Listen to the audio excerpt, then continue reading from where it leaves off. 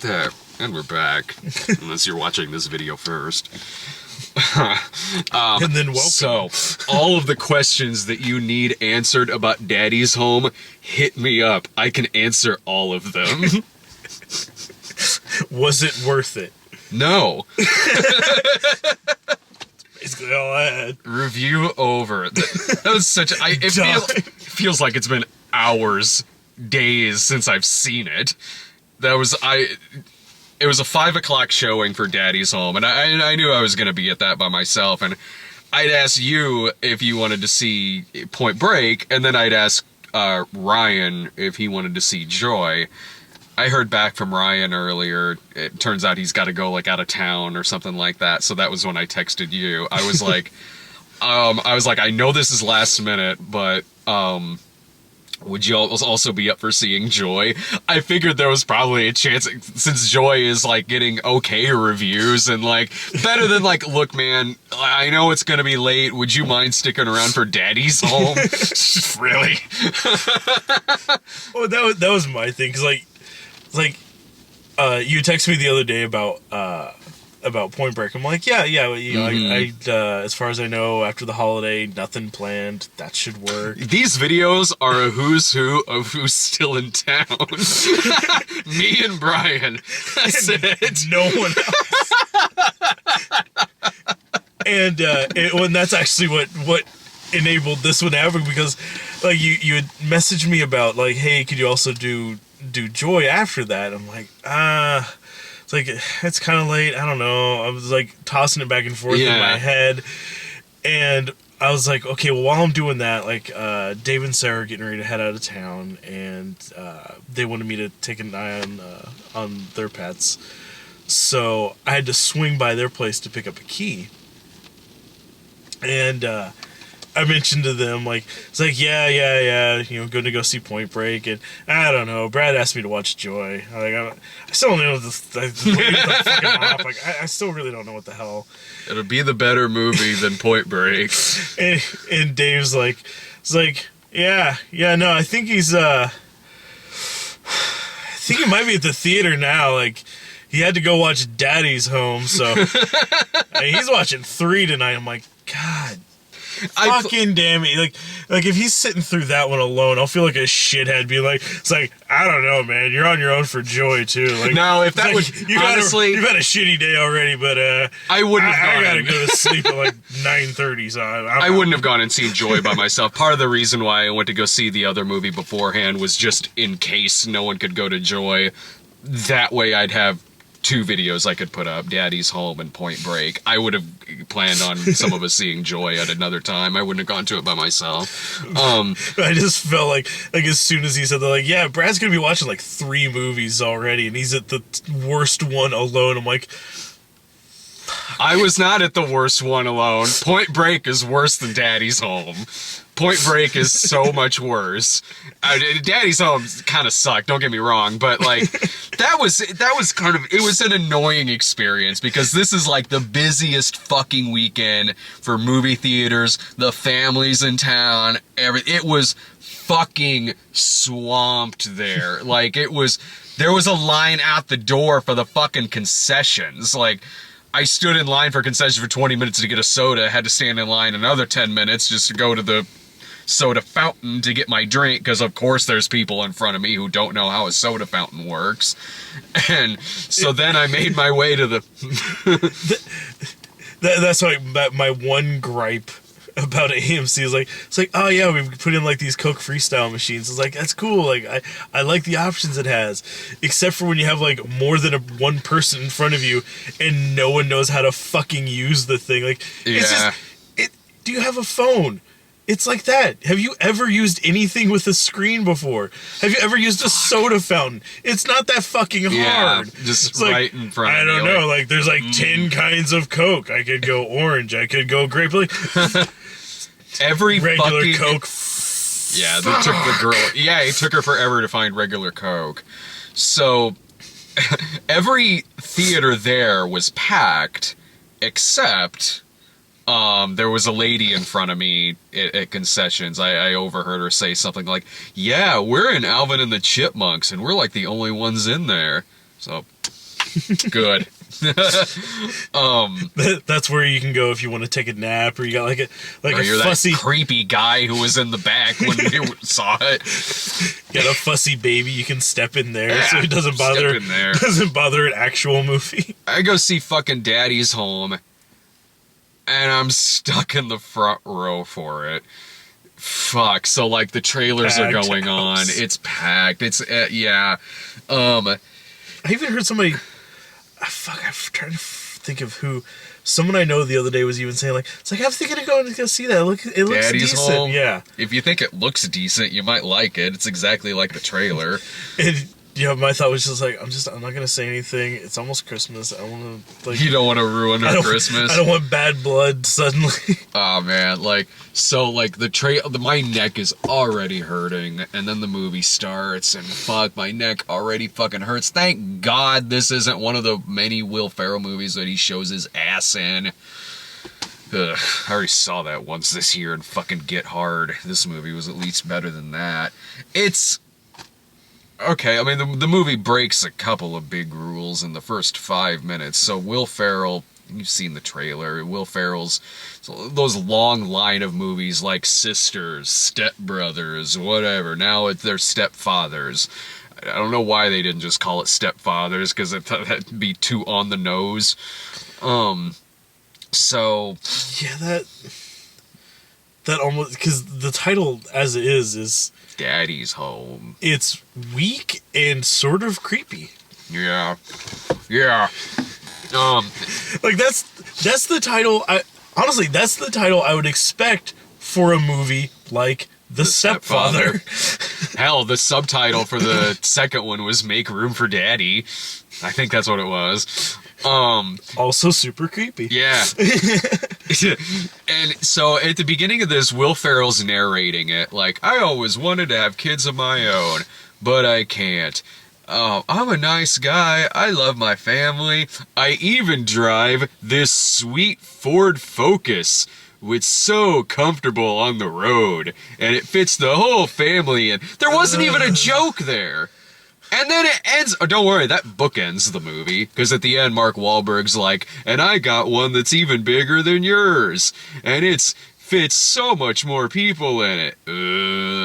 And then a couple. Goddamn hate product placement. That was about the biggest in the movie, but it was so fucking blatant. Like it didn't go like sex tape levels of like the whole movie was like that, but like, and then I love that I'm bitching about them mentioning the Ford Focus. We literally just watched a movie about a woman selling a mop.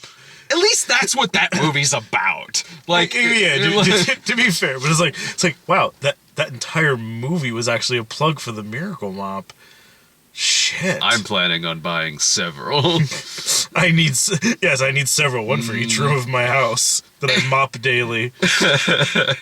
And so then 5 minutes later, the family's all sitting around watching The Princess Bride that it shows us footage of, and again, I'm like, don't do that. Don't show a better movie. Later on, they talk about watching Frozen, but it didn't show footage, so I guess they couldn't get the rights to show it. They could just talk about it. Else is too expensive. You can't show that shit. And the reason why he can't have kids is because he was at the dentist, and when they went to x-ray his mouth, the x-ray accidentally went lower and got his balls. So, first of all, he should be a millionaire right now. Yeah, I feel like there should have been a lawsuit involved in that at some point. And secondly, if that's all that it took, just the one-time go thing, kind of thinking you were hanging on by a thread already, man. Yeah. Like there was probably already like a 99% chance that it wasn't gonna happen. So he's a nice guy. Like, he's kind of dweeby and everything, but you whatever. Like, He's the non-threatening option. Yeah, it's like the non-threatening kind of dweeby Will Ferrell, where he says stuff like, I am burning like a hot tamale right now. I'm so mad. Like things like that. That kind of Will Ferrell. That's what you get. That's what you're getting here. Most kinds of Will Ferrell I don't enjoy. At least he's not the types of Will Ferrell that I don't enjoy is when he's just screaming like a madman for no reason. And here, Yeah, he does it every now and then, but not to the extent of like fucking Elf.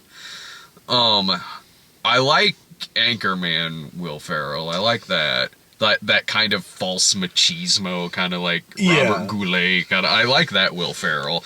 This is like kind of dweeby, like is when he's trying to be badass. It's not, and he curses in like PG ways. So he somehow ended up with Linda Cardellini, and yeah, I don't know how the hell that works out in any possible. Now, her and Mark Wahlberg, that made sense. Yeah, Much so they have the better chemistry in the movie. That's a pairing I can see. Like, this is like, when you have like like an actor who wrote a movie is like, yeah, and then I'm married to like Angelina Jolie because there's a scene where I just really want to have us have a sex scene. Yeah, that happens. There was, thank God, there wasn't one of those in this movie. But so awkward. The movie is what it is. It's just Mark Wahlberg comes to town, and the two of them just act like children for the next 90 minutes. They're just trying to out-dad each other. They're just trying to, like, win the kids' affection over and over again. And it's one of those movies where, one, that's just awkward and sad. And it's one of those movies that should have been only 5 minutes long, because this plot could easily be ended with, look, motherfucker, get out of my fucking house. End of fucking movie. But no one does that. Okay, Will Ferrell's character's kind of spineless, and Mark Wahlberg's built like he was in Pain and Gain in this movie.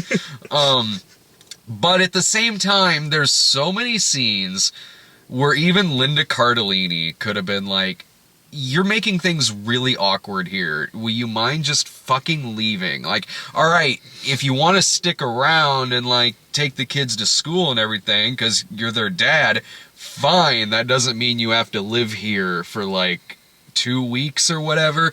And there's this really stupid character that Hannibal Buress plays in the movie. And I like Hannibal Buress, but he plays a handyman who Mark Wahlberg then makes friends with, and then just says that the handyman can stay in the house with them. So then Hannibal Buress is in the rest of the movie, and his shtick is nothing more than Will Ferrell says something, and then it's misrepresented as him saying something racist. That's it. Like, okay, example, Will Ferrell's holding on, Hannibal Buress is holding on to the baby. Will Ferrell says, hey, you mind if I take the baby? And he goes, oh, why? You afraid I'm gonna pickpocket her? It's that shtick over and over again. That's a one-note joke. Oh, they play that note several times in the fucking movie. And again, this character is only here just so they can have Hannibal Buress pop up every now and then and just say this really tired shtick. But again, it's like, something. Oh no, the toast's ruined. It's all black. Oh really?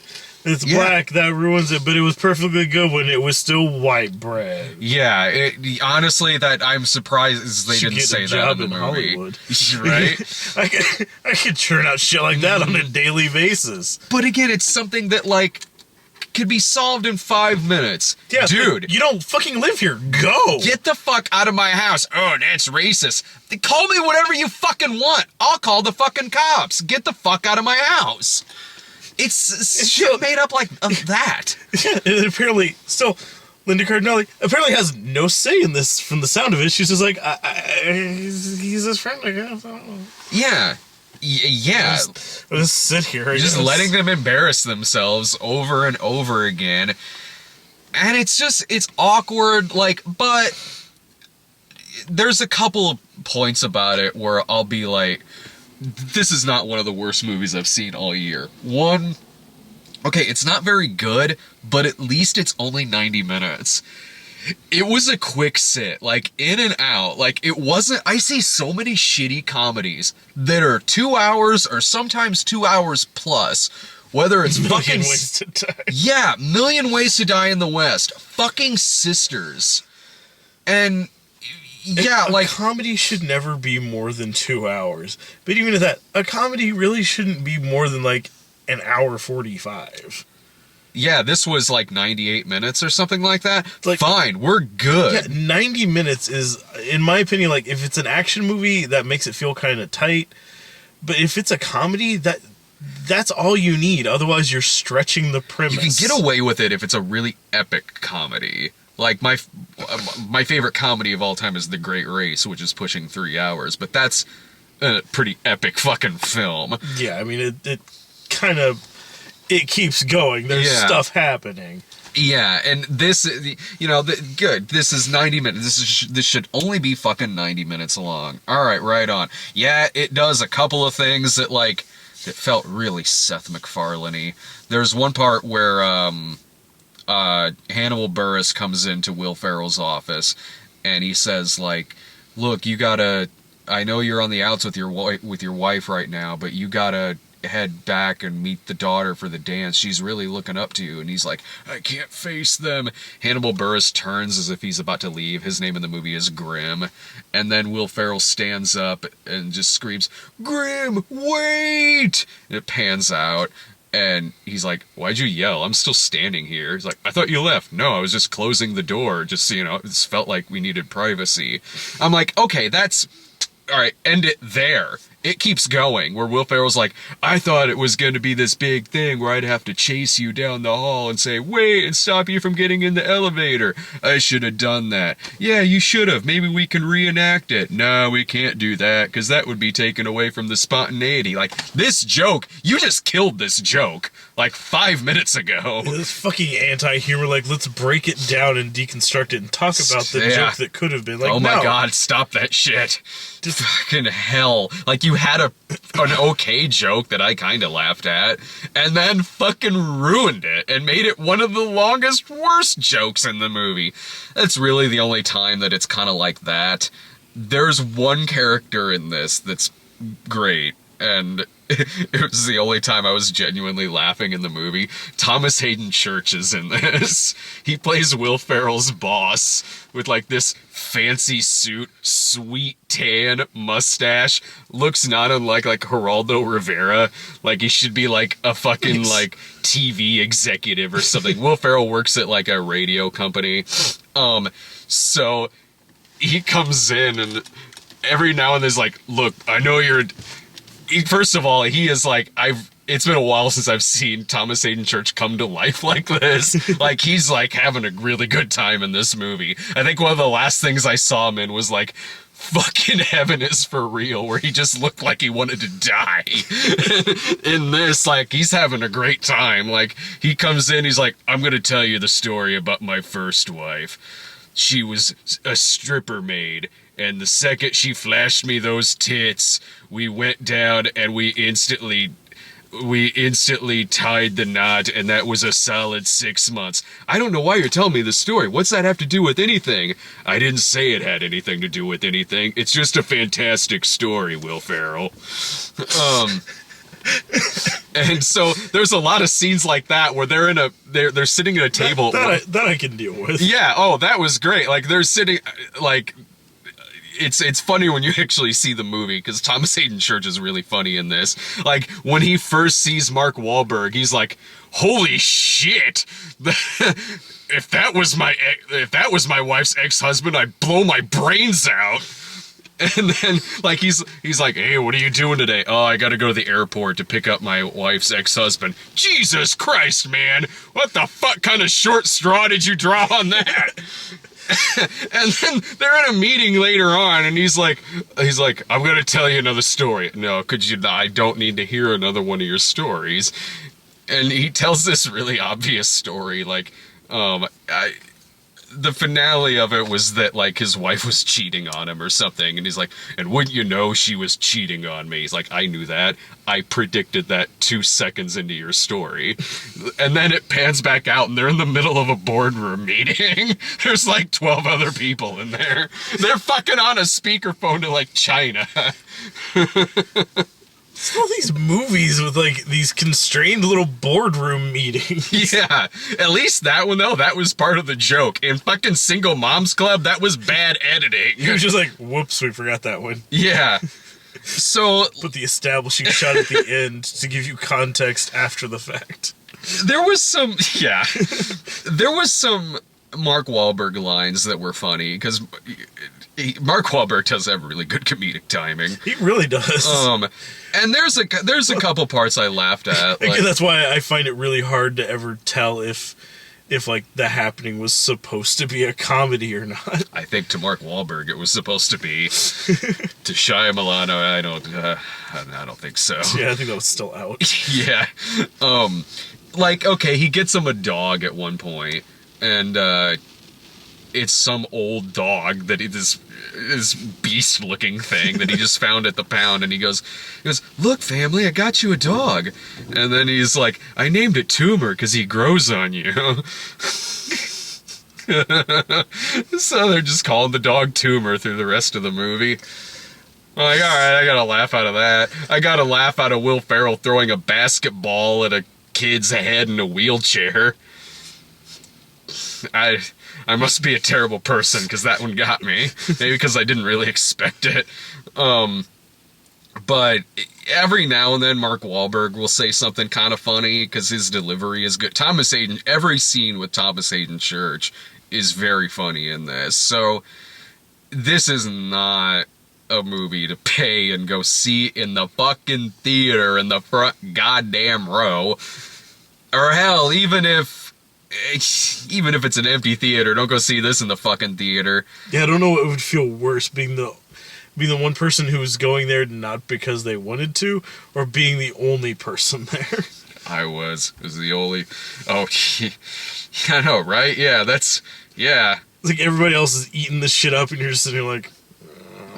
Oh, like I had a much more miserable time when I was at Blended by myself, because that movie was dog shit, and I just was in the fucking back of the theater, like my hoodie up, just playing with my string. This one, it's not very good. It's just made up of really awkward shit of two guys just being juvenile, and it should have been wrapped up within 5 minutes. It's just more embarrassing than it is funny.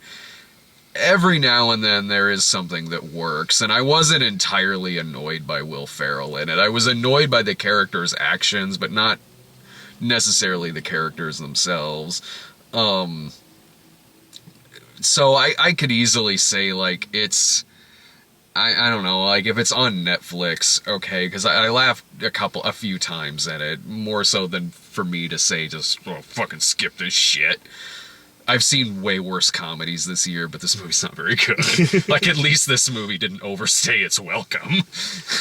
Although at the end, I was, like, I was standing up near the exit, because, like, I was looking at because I had to, like, hightail it from... that theater over to the other theater where we saw Point Break. So I didn't want to have to be stuck in this crowd that was in there, so I was just kind of standing up there by the door, because I could tell when it was nearing conclusion. And when it ends, Mark Wahlberg's character gets remarried, and then he becomes a stepfather, and literally has a castle built across their street. Okay.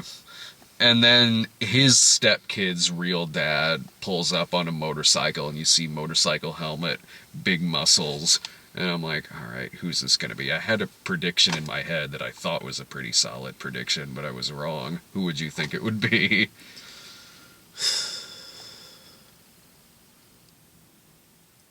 Someone bigger than Mark Wahlberg. Mark Wahlberg's like my height, but like... outside guess, I would throw out like that seems like the sort of oddball cameo that like The Rock would do or something. I thought that was going to be my guess. I thought it was going to be Dwayne Johnson. Because I could, like... That's the sort of thing he would do, and with those two having worked together before on Pain and Gain. Yeah. Like, that seems like a decent guess. The other guys... no, it was John Cena. If you're gonna see a comedy this Christmas that has John Cena in it, this was better than Sisters. But if you're gonna see a comedy this year with John Cena in it, watch Trainwreck.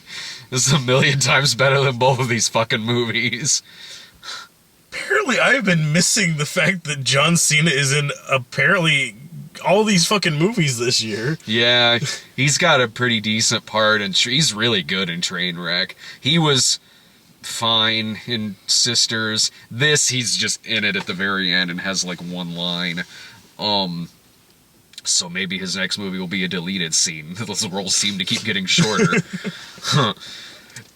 So that's any other questions you have about Daddy's Home? Does this seem like the sort of thing where they are going to set up a sequel? It kind of seemed like it was just like a throwaway joke at the end. To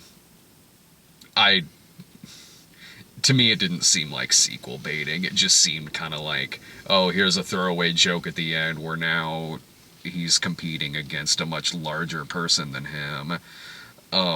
I doubt they'll make a sequel to this.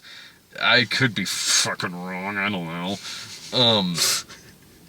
If there's not a sequel to the other guys, I doubt there's going to be a sequel to this. This seems fairly self-contained. I would have thought the same, though, about, like, Daddy, like, what is it, Daddy Daycare? There was Daddy Day Camp. Yeah, so then in the sequel, Will Ferrell will be played by Cuba Gooding Jr. We did get the trailer for, what's that fucking movie that we also got the trailer for with Kevin Hart and Dwayne Johnson? Central Intelligence. Central Intelligence. It's gonna be the best comedy since National Security. If you want to stop the world, all you need's a little heart and a big Johnson. Fuck you, movie. I can at least appreciate that. Whenever I saw it the first time, I was like, I see what you did there. I'll stay home and just watch Nothing to Lose with Tim Robbins and Martin Lawrence. My day is made. Yeah, that was one where I was like, this looks like it's probably going to be another just really stupid Kevin Hart comedy. Mm-hmm. But at the same time, like, I do like Dwayne Johnson, so I'm like, I could get behind that maybe. I don't know. He seemed like he was having a lot of fun in it. More so, yeah, I'd rather see that than Ride Along 2, but yeah. We're getting the battery sign, so... They're playing us out, we gotta wrap it up. That's alright. I've got nothing else to say about Daddy's Home. Netflix it or some shit. I don't know. Coming up next is, Hateful Eight is next week. It's the end of my long night. See ya!